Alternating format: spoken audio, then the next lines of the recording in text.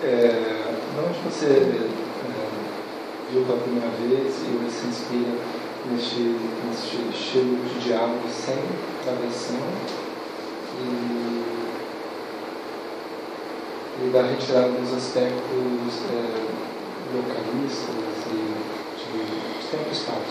A bem da verdade, a primeira vez que eu não usei travessão foi em artigos meus, mas eu usava um travessão interno na frase, como se fosse um aposto. Então, aí eu estava conversando na sala, aí eu colocava travessão, oi, como vai?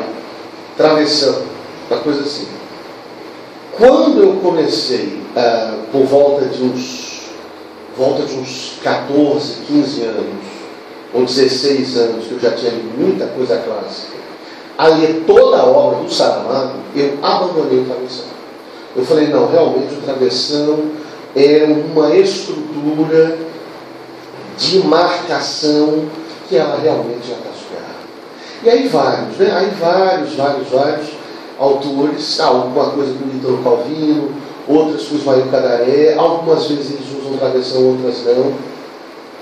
Mas eu pessoalmente acho que com a fluidez da fala hoje, e sobretudo com a fluidez da tecnologia, não tem mais lugar para a pessoa falar 2 pontos, travessão, vírgula, disse fulano. As coisas são muito mais rápidas. E o leitor hoje é muito mais rápido, do meu ponto de vista.